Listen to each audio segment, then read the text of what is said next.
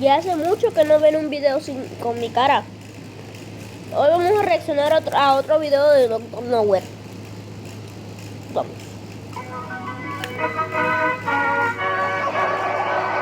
Dr. Nowhere's Office of Wonders presents the Oddity Conpendium, a beginner's anomaly education program. Welcome to the Oddity Conpendium.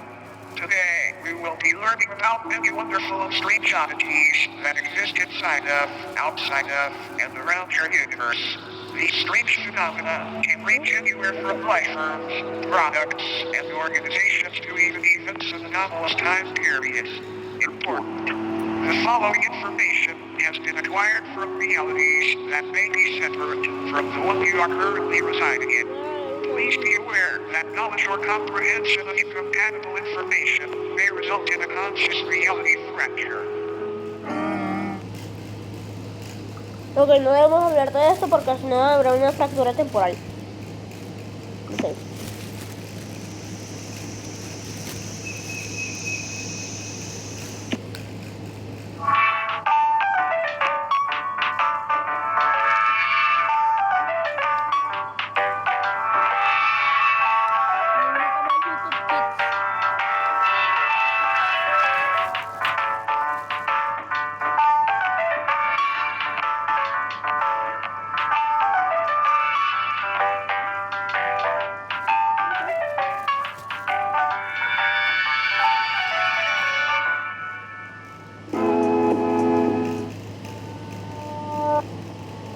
Flesh-beds or mattress folk are a species of parasitic subhuman that highly resemble bedding mattresses. The body of a dormant flesh bed appears identical to a standard mattress. However, slicing the thin sheet-like skin reveals many soft organs, limb-like appendages, and a humanoid head which hides beneath the skin. They were first discovered in the late 1960s when a mattress company was surveying excess storage. Upon finding many seemingly pristine mattresses that had...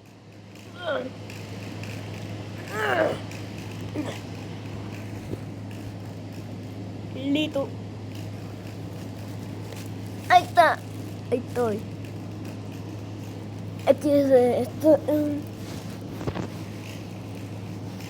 Ay, shit. Ese hermano que se cae. Bueno.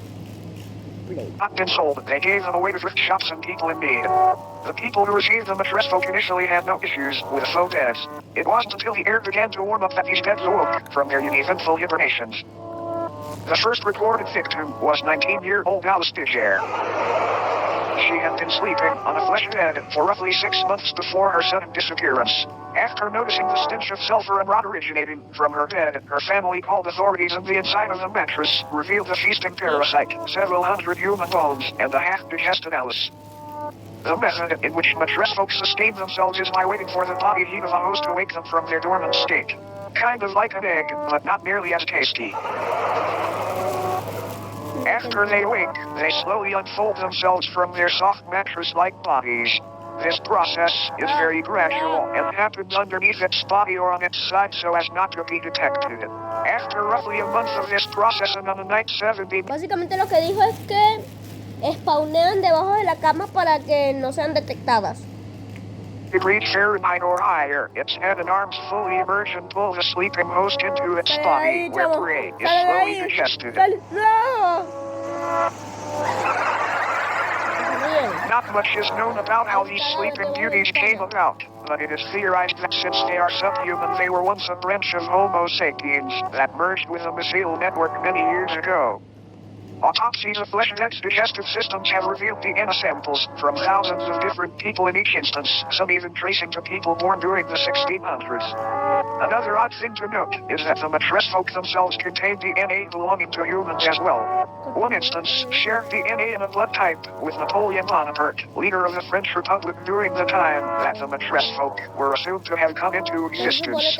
All in all, it might be a good idea to throw out that mattress that feels just a bit too warm lately. You might be sharing it with something unwanted. Good night. Good night. Tengo que colocar un cuaderno.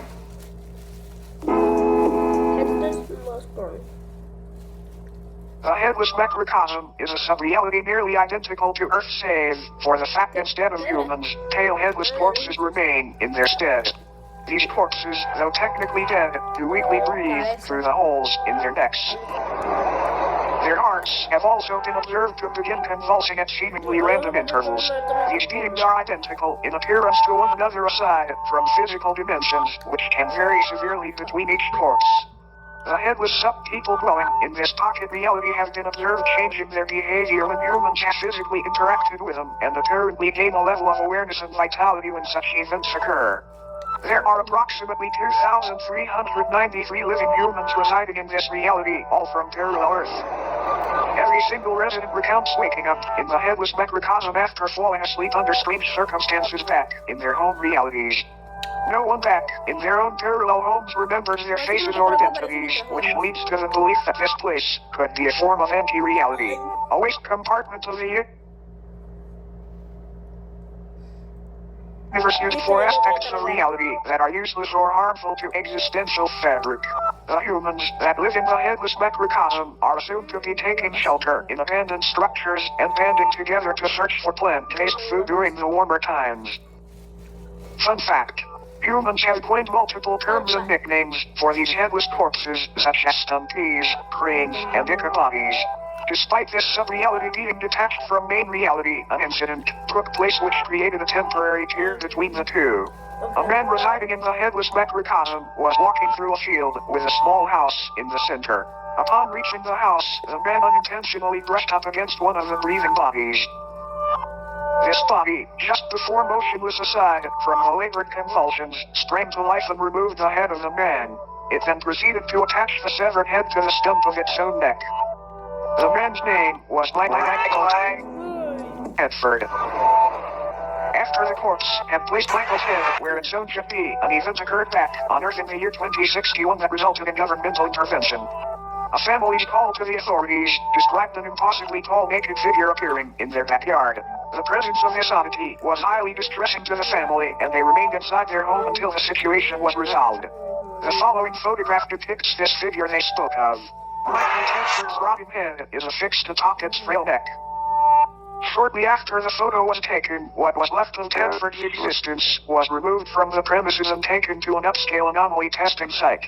Apparently, this corpse was attempting to quite literally prevent Tedford by ripping off of his existence. These breathing bodies appear to be in a constant state of yearning to reconnect with the roots of reality again, as they have been taken a hold of by a dangerous and contagious disease.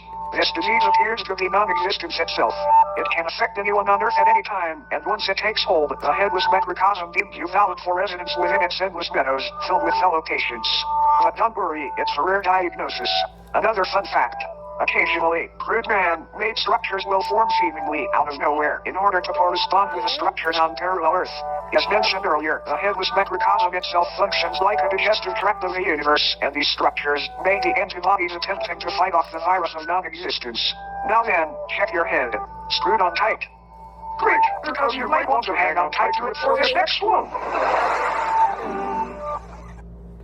No quiero ser el último. The obelisks of enlightenment are a collective of monolithic beings that are currently residing in different remote locations across the world.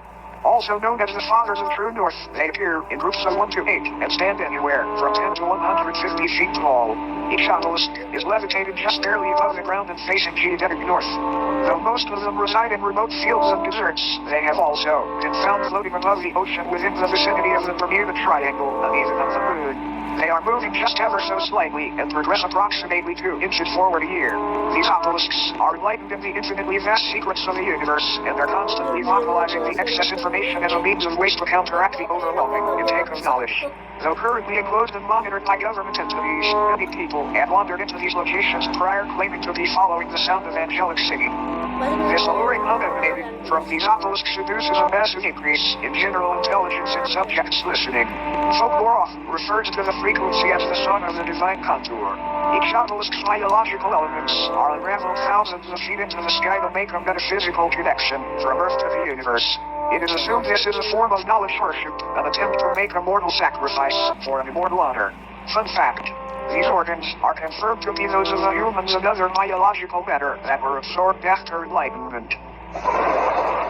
Upon perceiving the words spoken by the obelisks or entering into close proximity with them, the human brain either spontaneously expands and combusts or receives an ability to comprehend the sacred information. Talk about being open-minded. Whenever a subject is able to comprehend this knowledge, they are biologically absorbed into the obelisk, becoming wholly unified with the being. It is not entirely understood how these anomalies were brought into existence, but they seem to be tears in the fabric of reality akin to black holes. Many speculate that these rifts were opened by ancient giants who were dissatisfied with the lack of Earth's knowledge. Many unnaturally large humanoid skeletons have been found underground adjacent to obelisk sites, further supporting this idea. When the obelisks made their debut on Earth, they aided in the construction of the pyramids of Giza by bestowing digestible levels of sacred knowledge onto Egyptian pharaoh Khufu after he was lured into the desert by their beckoning chords. This knowledge would help Khufu rationalize a possible blueprint and method for building these grand tombs, and they were made into the shapes of pyramids as a tribute to the divine structures. All in all, these obelisks may seem malevolent, but it's important to remember that no physical pain could ever outweigh the agony of infinite knowledge. Okay, eso sonó muy mal. Now, looks like our time here may be almost up. But before you go, it's time for a bonus oddity.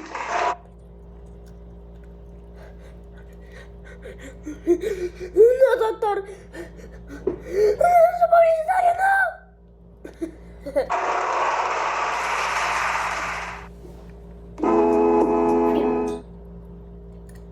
This is Philbus. It is not known where Philbus comes from or why he is here, but there have been a number of people who, after consuming media depicting Philbus, have felt the overwhelming compulsion to practice Philbism. Philbism is a political and somewhat religious ideology, which centers around the belief that building/consuming chairs and other wooden furniture is honoring Philbus. Voy a saltar todo eso. En resumen, esa cosa que vieron ahí con sombrero insinuaba a la gente a comer sillas. Y ya, eso es lo que hacía.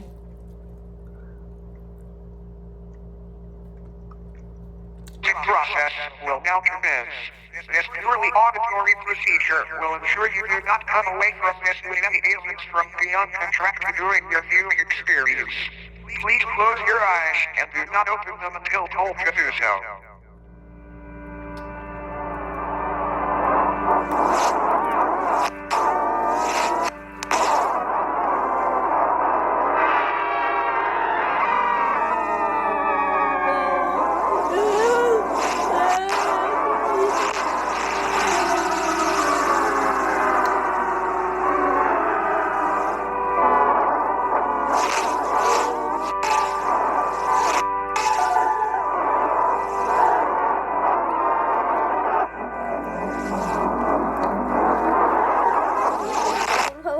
You may now open your eyes.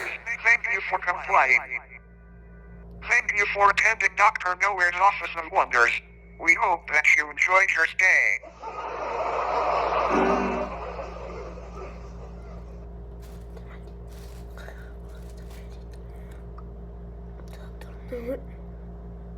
Piérdete, doctor, en ninguna parte.